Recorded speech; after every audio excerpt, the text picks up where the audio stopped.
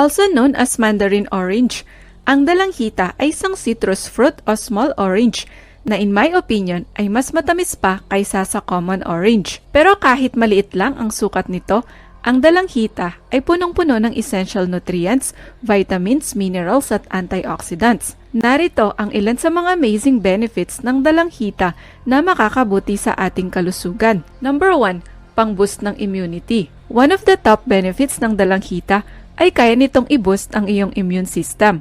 Ito ay siksik sa vitamin C, isang mahalagang nutrient na makakatulong upang mapanatiling maayos ang function ng iyong immune system. Sa katunayan, ang medium-sized na dalanghita ay nagbibigay ng 31% daily vitamin C requirement sa mga kababaihan at 27% naman sa mga kalalakihan. Ang vitamin C ay isang uri ng water-soluble vitamin at antioxidant na makakatulong upang gumaling ng mas mabilis ang mga sugat at maayos ang damaged tissues. Ito rin ay nagsisilbing natural blood purifier na makakatulong sa pag-alis ng toxin sa katawan at maiwasan ang iba't ibang uri ng sakit. Number 2, nagbibigay proteksyon laban sa cancer. Ang dalanghita ay siksik sa antioxidants tulad ng beta-carotene at beta-cryptosantine na maaaring makatulong upang maiwasan ang pinsalang dulot ng oxidative stress at mapababa ang risk ng cancer. Ang mga nasabing antioxidants ay makakatulong para maiwasan ang cell damage na dulot ng free radicals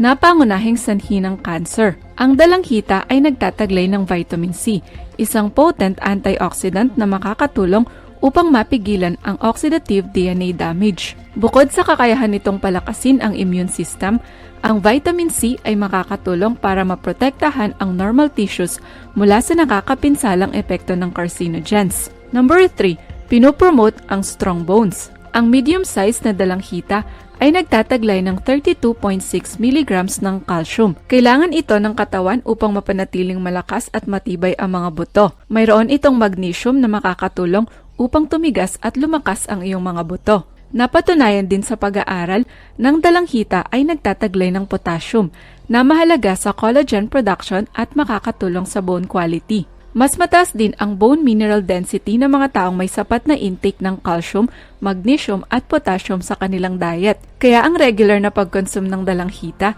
ay makakatulong upang maiwasan ang bone fracture. Number 4, makakabuti sa heart health. Kung nais mo namang mapangalagaan ang kalusugan ng iyong puso, ang dalanghita ay makakatulong din. Kapag kumain ka ng dalanghita, ito ay naglalabas ng synephrine, isang chemical na pumipigil sa production ng bad cholesterol sa iyong katawan. Ang dalanghita ay mayaman din sa dietary fiber at antioxidants tulad ng vitamins A at C. Makakatulong ang antioxidants upang maiwasan ang oxidative stress. Pinipigilan nito ang pinsalang dulot ng free radicals, pati na rin ang pagsama nito sa cholesterol at pagdikit sa artery walls.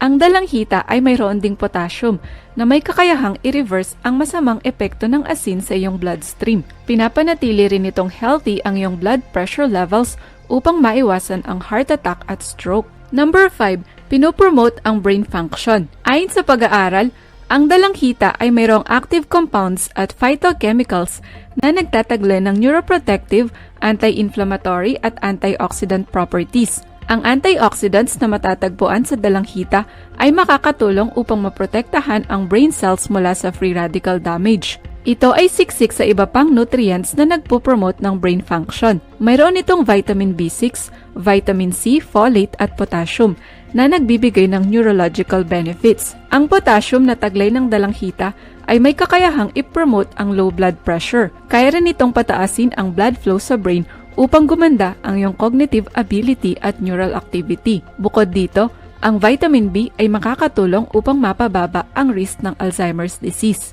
Number 6, makakatulong sa digestion at weight loss. Dahil siksik ito sa dietary fiber, ang dalanghita ay makakatulong para bumigat, lumaki at lumambot ang iyong stool o dumi. Kung bulky ang iyong stool, mas mabilis itong makakadaan sa iyong colon palabas ng rectum. As a result, makakatulong ang fiber sa pag-promote ng regular bowel movement at maiwasan ang stomach problems tulad ng constipation at symptoms ng irritable bowel syndrome.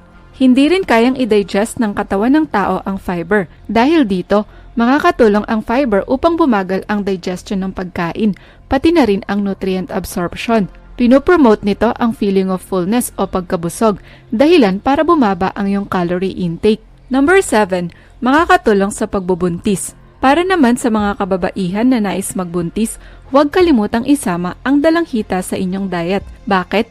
Maliban sa kakayahan nitong i-promote ang digestion, ang dalanghita ay makakatulong din sa pagbubuntis. Dahil ang medium size o 88 grams na dalanghita ay nagtataglay ng 14.1 micrograms ng folate o folic acid. Ito ay isang vitamin B complex na makakatulong sa developing fetus. Mahalaga ang nasabing bitamina sa red blood cells at neural tube ng fetus na nasa prenatal phase. Kaya naman ang mga buntis ay pinapayuhang kumain ng folate-rich food tulad ng dalanghita upang maiwasan ang neural disability o pagiging underweight ng sanggol. Number 8, pinopromote ang healthy skin at hair. Ang vitamins A at C na matatagpuan sa dalanghita ay makakabuti sa iyong skin health. Pinoprotektahan nito ang skin mula sa ultraviolet rays at pinipigilan ang pinsalang dulot ng free radicals na pangunahing sanhi ng aging. Pinopromote rin nito ang glowing, radiant at young-looking skin. Ang katas ng dalanghita ay makakatulong din upang maging shiny at bouncy ang iyong buhok. Maaari mo itong i-apply sa iyong hair follicles na may kasamang essential oil para ma-nourish ang iyong scalp, maalis ang mga bara at tumubo ang magandang buhok.